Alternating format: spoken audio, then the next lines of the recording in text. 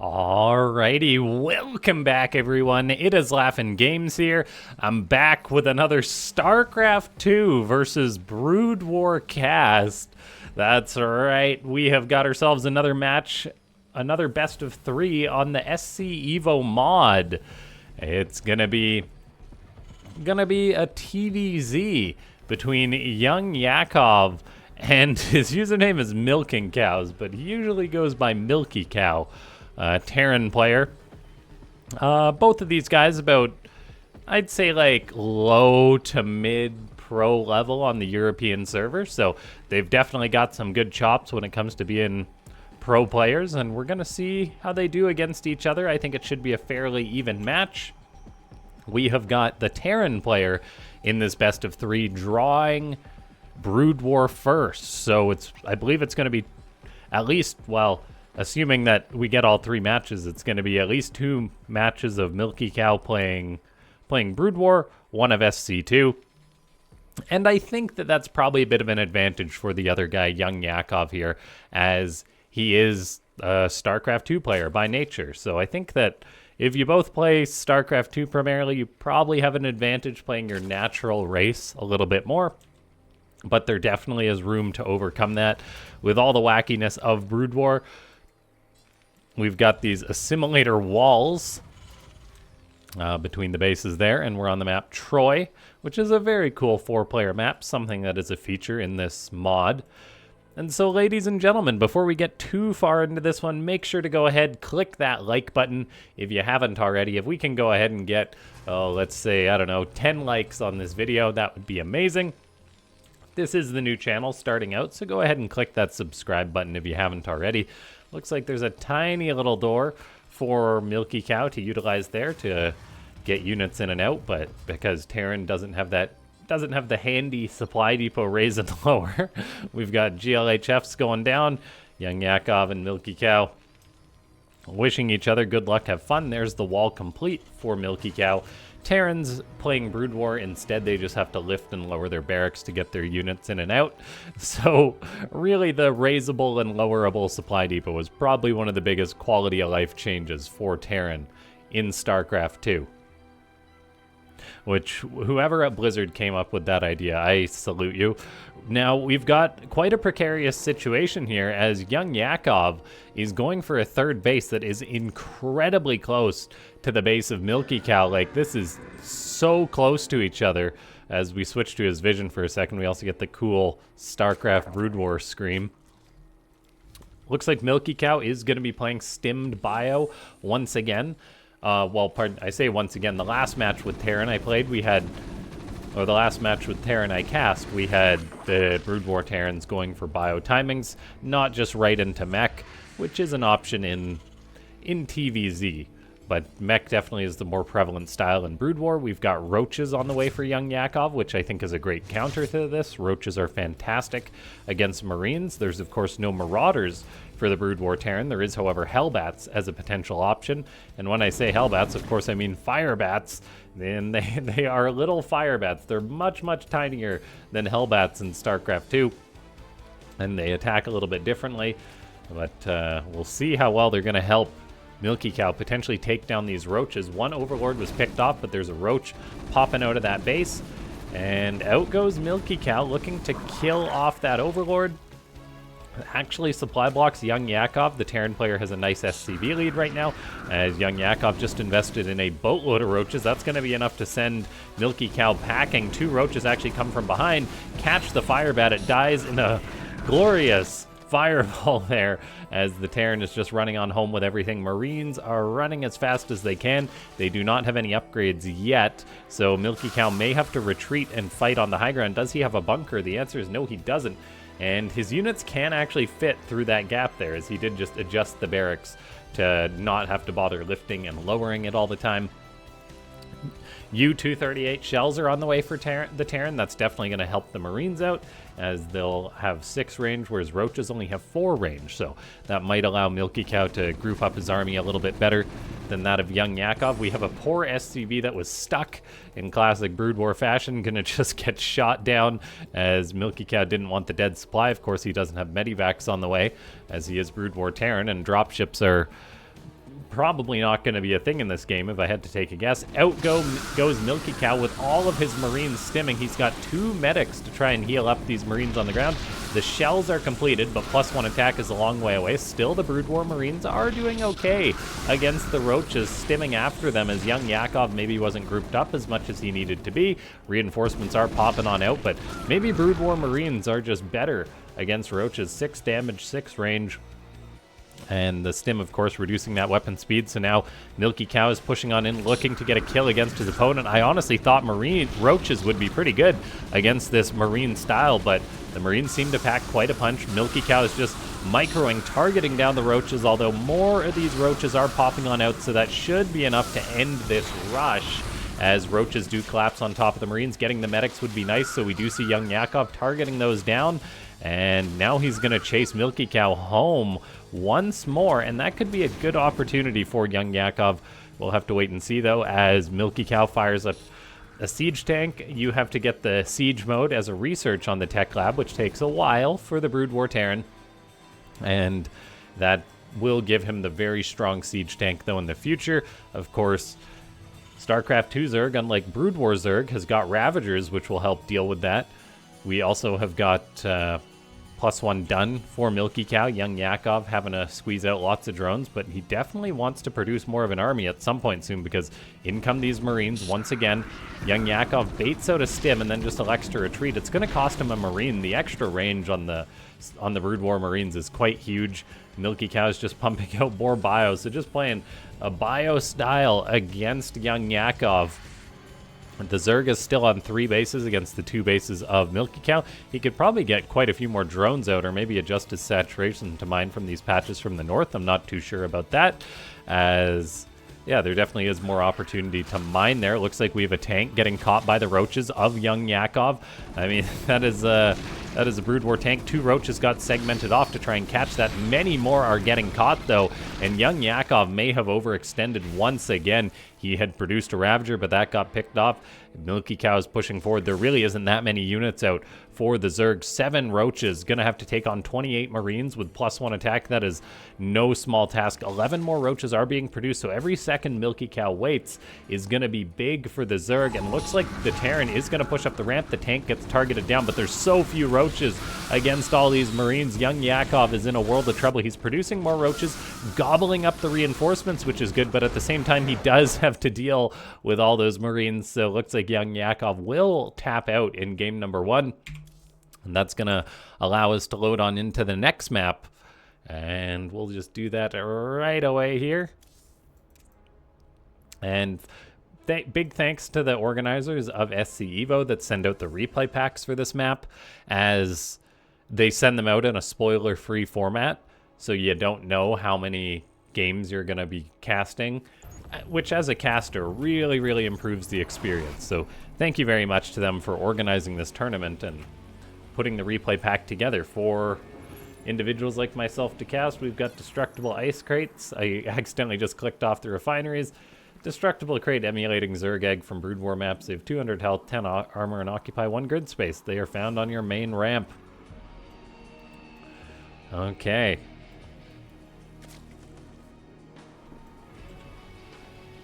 So Citadel, another 4-player map, so these guys have got to scout out. Maybe YoungYakov was punished a little bit by his expanding direction, but of course it's difficult to know when you're on a 4-player map right out the gate which direction to expand.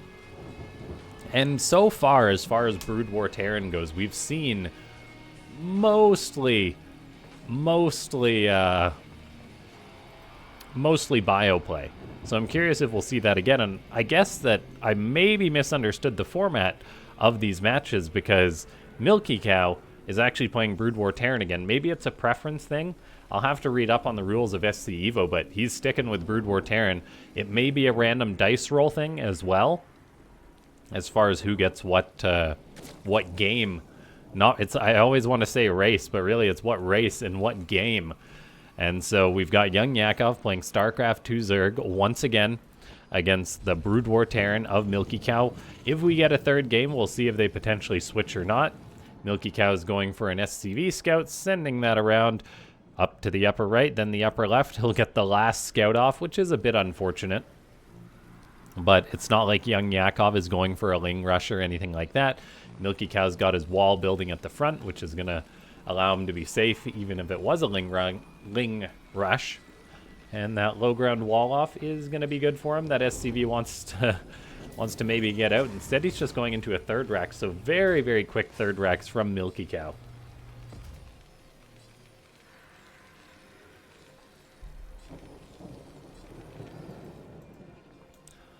I think I liked YoungYakov's approach with the roaches. Like, there wasn't really anything that crushed the roaches that hard. I think it was mainly the overcommitments that punished him a little bit. And if he goes for the same style but maybe groups up a little bit more, I'd definitely give him better odds. And so we'll have to keep eyes on that. The Terran player is already producing lots of Marines, getting up an academy as Milkicow is going hard into the 2-base Terran, getting out medics. In fact, you'd almost say that this is a bit of a strength for ground pushes with stimmed bio for Terran in Broodwar compared to Starcraft 2, because in Starcraft 2, if you want to get out healing factor, you have to produce a factory, then a starport, probably a reactor as well, produce 2 medivacs at a time, whereas you can just use your racks once you get an academy that will allow you to produce medics, which is very, very big for Milkicow. He pauses his production for a second, though. I guess he's just saving his money so he can start up Stimpack as quick as possible. eBay on the way as well. So building towards what I assume will be a +1 attack. Rush once more. More Marines on the production tab. The Terran has got himself a nice economy going once again. And YoungYakov, I guess, doesn't really have much of a choice but to expand towards his opponent. Maybe that's just his playstyle preference or the way the map is designed. He could, in theory, expand towards the center, but that would be kind of far out. So maybe a bit of a tough map for StarCraft 2 Zerg to play on with the sheer size and distance between the bases. As, yeah, YoungYakov just macroing up. He's making lots of speedlings this time, so abandoning the roaches. However, this is why Milkicow is going into fire bats, which is definitely a solid way to counter this. And that's generally why I'd prefer the roaches. However, +1 lings will be out. That's really going to help them against the army of Milkicow. Milkicow may have to deal with banelings if YoungYakov invests in a baneling nest. A bit of indecision there. Fired up a baneling nest, fired up a roach warren, built a baneling nest. So we see how these StarCraft 2 guys can be a little uncomfortable. He's like, what's best against this? Well, he invested in all the lings already, so I don't mind the banelings, as if he can get us around on this bio, there's going to be no medivacs. Once again, it's not StarCraft 2, so the Terran won't be able to just lift up and get on out of there. But man, oh man, is this going to be a strong push out or what from Milkicow, as he's going to have 5 Hellbats, 6 Hellbats, +1 stim on the way. That baneling nest will be finished up for YoungYakov. He's making quite a few lings to handle this, and if he can get a few good baneling connections, that will be all he need. I keep saying Hellbats, by the way. They're fire bats. They are light units, so they also take bonus damage. We see Milkicow poking out. He's like, are there a bunch of lings waiting for me? The answer is yes, as YoungYakov sort of sends them to a different location, though. Where are these lings going? They are really running out on the map, taking the long way around for a potential surround or counterattack. We do have some banelings being produced for the Terran, and oh man, look at this. The lings are going to get us around. They're going to kill off 2 of the medics. Milkicow has to turn around, but that costs him a stim, and losing those 2 medics means he's not going to have them to heal that stim. Looks like lings are just going for a counterattack, so Milkicow did lower his wall, and this is going to leave YoungYakov fairly exposed, but he does have 5 banelings. Good kiting by Milkicow with the bio, targets down all those banelings and handles that problem. Still, though, the rest of the lings are coming on back. We see Milkicow stimming to a corner to try and get into a good position to at least take an okay trade. But all in all, YoungYakov does a good job shutting that down. So maybe lings are the better decision than roaches when playing against Broodwar, Terran, Bio. I mean, we've got a lot more discovering to do. But this is not a great spot for Milkicow. Now he's locked in the bottom right. He's going to have a hard time taking a 3rd command center. And the Zerg is just doing his thing, getting up that 4th base. Creep spread can also be a factor.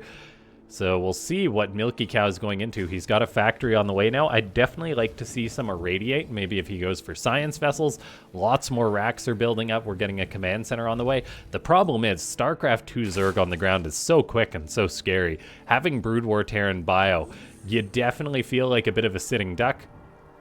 Still, though, not to be deterred, Milkicow is moving out on the map. He's going to be looking to get a push done against his opponent. A third command center will be landing.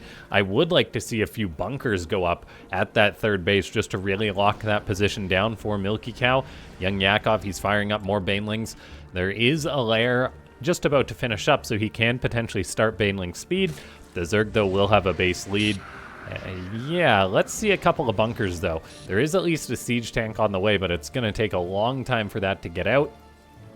Comsat station on the way as well to potentially drop more scans, as we already have got one of those out, two of those out for Milkicow. YoungYakov is pushing forward with his lings. However, good micro by Milkicow prevents that, but there's a problem for Milkicow. But look at that great firebat in the door, at least buying a little bit of time, but not enough time as lings are inside the natural base of Milkicow. They're going to make it to the main base as well, where the production lies, and this is really problematic despite there being a firebat out.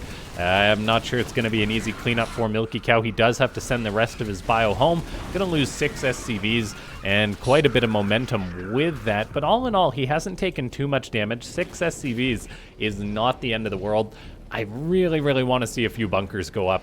He lost a siege tank, and he only has one factory, so it's going to take forever to get a critical count of those. He's got one of them sieged up in the wall. The third base is now facing some harassment.